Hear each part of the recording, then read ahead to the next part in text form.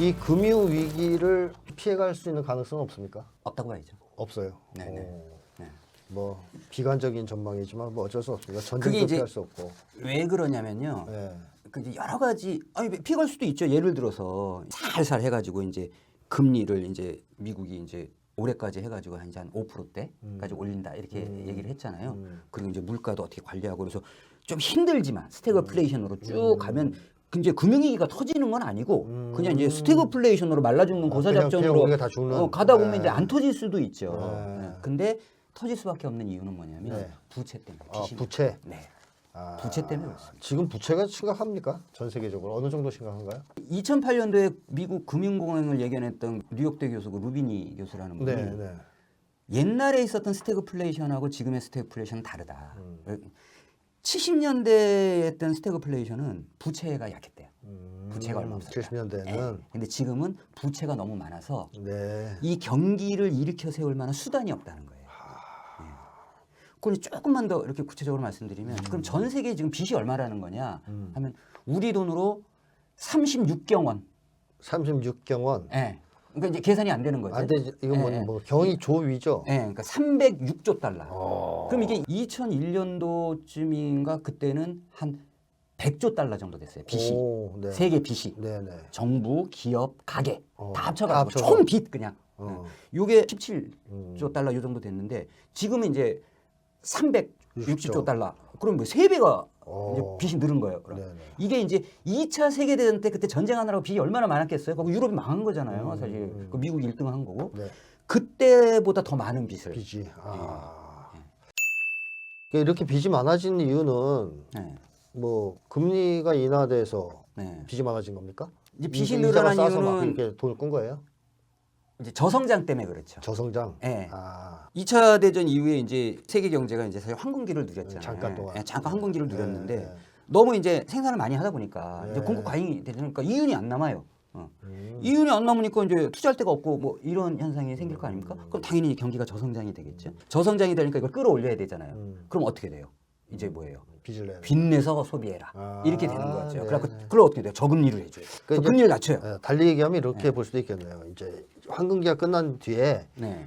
불평등이 엄청 심화되기 시작하잖아요. 네네. 황금기, 자본주의 황금기라는 것은 네. 불평등이 상당 부분 완화됐던 시기인데 그렇죠. 그 이후에 이제 미국이 신자유주의 체제로 넘어가면서 네. 불평등이 극도로 확대되고 그렇죠. 그럼 이제 수요가 없고 네, 쉽게 얘기하면 우린 돈이 없으니까 서민들은 네. 물건을 못 사. 네. 그러니까 빈대서 살아. 그렇죠. 이렇게 해서 이제 부채가 증가했다. 그렇죠. 아, 이렇게 볼 수 있군요. 오죽하면 자본가나 애들도 저기 투자할 데가 없으니까 뭐요? 금융자본을 해서 카지노 자본을 만들어갖고 이제 파생 상품하고 돈 놓고 돈 먹기 이게 이제 금융 세계 하잖아요. 그렇죠. 그게 투자할 데가 없는 거예요. 아, 그건 우리 주면 되는데 서민들을 그럼 그건 안 하죠. 그것도 안 해요, 그죠? 그 불평등을 완화해서 우리 서민들한테 부의 재분배를 시켜줘서 예. 그러면 우리가 다 알아서 수요를 할 텐데 그걸 안 해주니까 또 빚을 내야 되는 상황이에요. 거꾸로 간 거죠. 이게 자본주의는 늘 이제 공급이 과잉됐잖아요. 네, 과잉 왜냐면 공급. 이제 그 소득 가처분 소득이 네. 이제 약하니까. 쉽게 얘기하면 이제 불평등 때문에 네. 가난하니까 네. 물건을 못 사고 항상 공급 과잉, 공급 물건이 안 과잉 팔리는 상태가 네, 되는 네. 거죠. 그럼 이제 실물 경제에 투자하려는 기업가들의 입장에서 놓고 봐도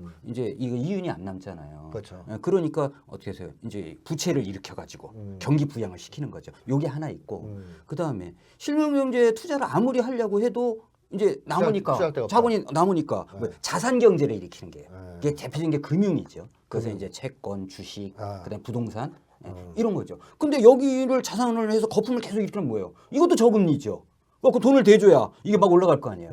그래가지고 이제 실물 경제 빼가지고 이제 일로 가고 그래서 빈부격차가 더 심해지고 이 두 가지가 이제 동시에 진행이 되는 거죠. 그러니까 이제 미국 같은 나라들이 공장 이런 거 예, 이제 실물 경제라고 하는 예, 이런 거는 다 남의 나라 주고 그렇죠. 니네가 해. 예. 우리는 예. 돈으로 돈 놓고 돈 먹기를 하겠어. 예. 이게 훨씬 돈을 많이 벌 수 있어. 예. 그래서 금융 자본 쪽으로 이동하는 예. 이런 것 때문에 이제 생겼다. 예. 그게 이제 달러를 막 찍어갖고 뿌리는 거랑 일치해요. 아, 정확히. 네네. 예. 달러 발행량하고 일치합니다. 그것 때문에 미국이 자기네 나라에 이제 공장들이 없는 거잖아요. 그렇죠. 그렇죠. 다 보내버렸으니까. 네네. 그러니까 돈으로 이제 이자놀이 하고 이게 더 네. 돈 잘 벌고 쉬우니까 네. 그러니까 다 내보내고 네. 그러다 보니까 지금 공급이 안 돼서 네. 이제는 다시 갖고 들어가려고 하는 그렇죠. 그런 상황이 된 거죠. 네. 네, 알겠습니다. 그래서 보면 이제 이게 그러면은 그 중간에는 그럼 어떻게 메꿔왔다는 거냐. 그러면 이제 80년대 빈 부채 문제 보면 이제 신흥국의 남미의 외채 이런 거였잖아요. 그 다음에 이제 이거 하다가 이제 안 돼. 그러니까 이제 2008년도 뭐예요? 가계부채로. 또 가계부채 이제 하다가 또 안 돼. 그러니까 뭐예요? 유럽에서 이제 재정위기로. 이게 정부 부채로. 이러다가 또 안 돼. 그럼 이제 한국은 가계부채. 이게 이런 식으로 가계부채, 기업부채, 우리 국가부채. 이제 동아시아는 그때 이제 기업부채였잖아요. 아시아 외환 얘기할 때는. 이렇게 근데 다 빚이 그만큼 쌓여 있는 거예요.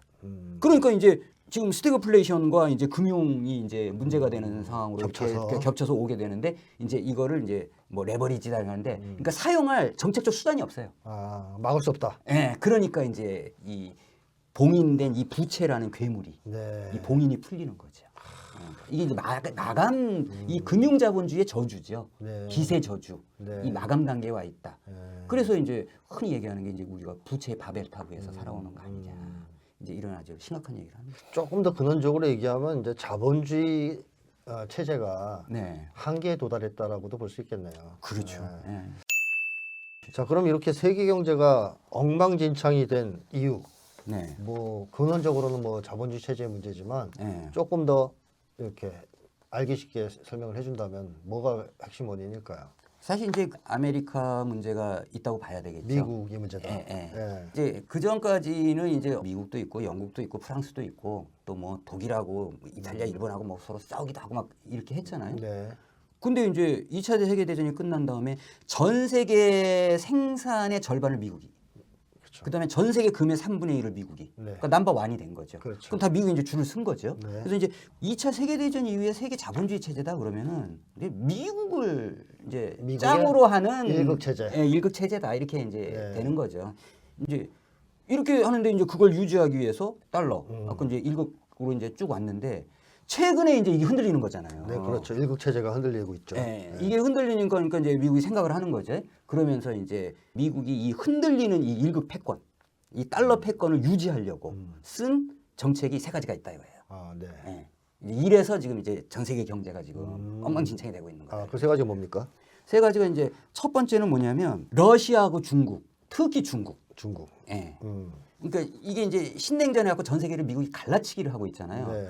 근데 그 전까지는 중국하고 잘 지냈어요. 네, 잘 지냈잖아요. 근데 이제 시진핑 시대에 딱 들어왔고 중국 멍 뭐 이러면서 막 하는 거 보니까 어이 까딱 잘못하면 이제 중국이 1등 국가가 되고 이제 미국이 2등 국가가 되게 생긴 거예요. 그러니까 뭐예요? 이제 중국을 봉쇄해야 된다. 봉쇄했다. 이러면서 이제 공급망을 쫙 재편에 들어가는 거잖아요. 그 다음에 이제 러시아도 그 소련 사회주의 망한 다음에 들어가서 아주 잘 먹었죠. 잘 빨아먹었죠. 근데 푸틴이 들어서고 나서 이제 먹겠어. 아 우리는 이제 뭐 우리 이제 러시아를 좀 잘 일으킬 거야 이렇게 하니까 이게 안 되는 거예요. 네. 이제 그러니까 뭐예요? 저것도 이제 잡아야 되겠다. 아, 그게 이제 사실 우크라이나 전쟁으로 터진 거잖아요. 찍혔습니다. 예. 네, 중국, 러시아가. 네. 네. 이제 이렇게 하면서 중국 봉쇄, 그다음에 러시아의 이제 제재. 직접적인 제재, 네. 이제 이렇게 들어가니까 아, 그러니까 뭐 천연가스 쓰지 마. 그러니까 이제 뭐 물가 오르고 네. 이런 현상이 이제 그게 이제 첫 번째, 첫 번째. 작전이다. 네. 두 번째는요. 두 번째는 옛날에는 그 이제 반도체나 이런 거를 공예 산업이고 사양 산업이 갖고 이제 일본에 좀 전에 일본이 너무 크니까 죽이고 이제 한국에 넘겨준 거잖아요. 그래갖고 이제 한국, 대만 이래갖고 근데 요즘은 뭐예요? 반도체가 이제 전략 산업이 된 됐죠. 거잖아요. 그렇죠. 예. 네. 그래갖고 이제 뭐 4차 산업혁명 이렇게 되면 이제 반도체 없으면 안 된다. 이제 이렇게 돼 있는데 뚝 보니까 아시아에서 80%를 생산한다 이런 거죠. 네. 그래서 어이 안 되겠네. 그래서 우리가 뭐 설계만 해도 충분하다는 시대는 끝났다. 아. 그래갖고 다 이제 들어와. 가져와야 네, 되겠다. 들어와 이렇게 하는 거죠. 이제 이렇게 이제 하면서 이제 자국 중심의 전략 산업, 이제 미국 중심으로 제조업을 구축을 하려고 하다 보니까, 그러니까 이제 다 들어와라 이렇게 되는 거죠. 근데 그게 두 그냥 번째 작전. 착하게 들어와라 우리가 잘해줄게가 아니잖아요. 그렇죠. 거의 이제 네, 깡패처럼. 그렇죠. 안 들어오면 가만 안 두겠어. 안 들어오면 이제 뭔가 이제 네. 이렇게 이제 뒷골이 땡기고 그렇죠. 뭔가 이제 네. 잠을 못 자고 네. 뭐 이런 상황이 생기는 그렇죠. 거죠. 예. 그래서 거의 이제 그 뺏어가다시피 네. 반도체를 미국으로 끌고 그렇죠. 가려고 하는 그렇죠. 그런 상황이다. 예, 예. 이게 두 번째 원인이다. 예, 예. 그럼 세 번째는 뭘까요? 제국이라는 게 이제 원래 좀 넘버 원이면 그 용돈도 챙겨주고 이렇게 하는 거 아닙니까? 그렇죠. 예. 용돈 줘야죠 부하들한테. 그 이제 저는 그래서 이제 미국을 요즘 뭐라고 그러냐면 옛날에 미국은 양복 입을 깍두기였어요. 네. 근데 요즘은 이제 우통 벗은 깍두기가 된 거죠. 아. 그러니까 뭐 이제 자기가 이제 내 앞가림이 그죠? 그러니까 이게 무슨 일이 생기냐? 동맹을 수탈하는 거예요. 동맹 수탈. 예, 동맹 수탈. 그러니까 이제 유럽 완전히 빨아먹잖아요. 네, 러시아 천연가스 못 쓰게 해놓고 뭐 막 폭파시키고 이래놓고 왜 4배 장사를 하잖아요 LNG로. 그렇죠. 네, 돈 많이. 예. 예. 그 산업 그 지금 독일은 산업이 완전히 그 개발도상국화된다 이렇게 가는 거예요. 유럽이 뭐 이런 거고. 그다음에 한국도 그죠?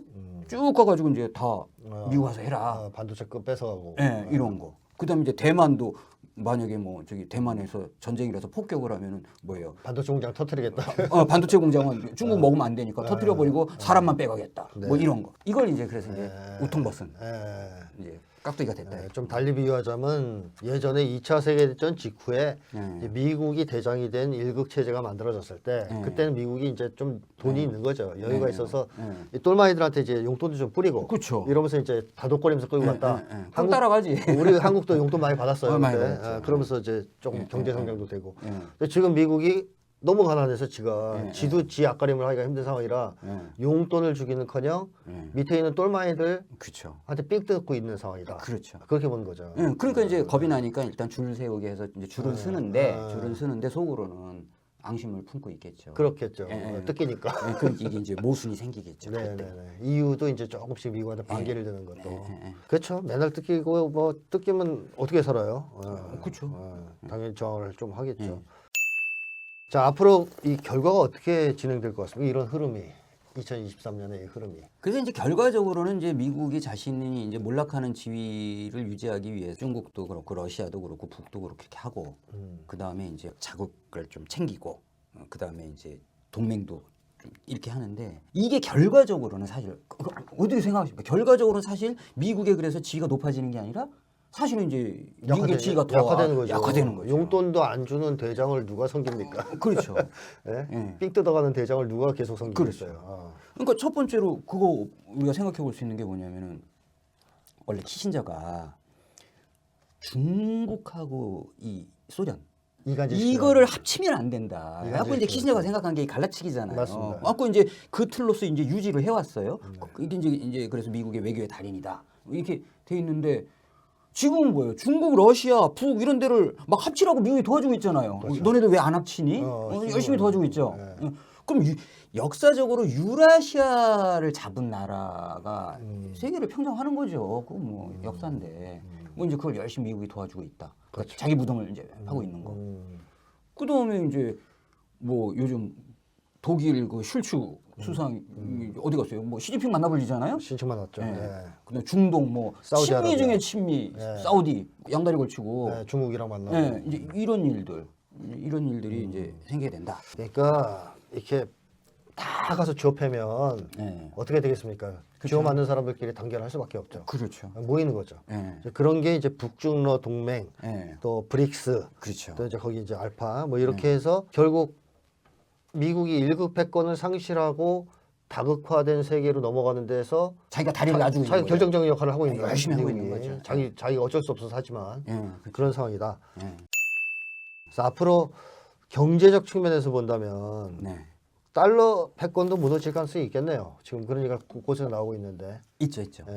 지금 이제 일시적으로 이제 강달러 해갖고 이제 달러 인덱스라고 해서 이제 114까지 한번 간 적이 있고, 그 다음에 이제 뭐 슈퍼 달러 이래가지고 이제 지금 굉장히 달러가 강하긴 한데 이건 이제 일시적 현상인 거고요. 이제 이게 달러 체제할 때 브레튼 우즈 체제라고, 그러니까 달러 쓰자 이거 정할 때 케인즈가 그때 뭐냐면 방코르라는 걸 만들자 그랬어요.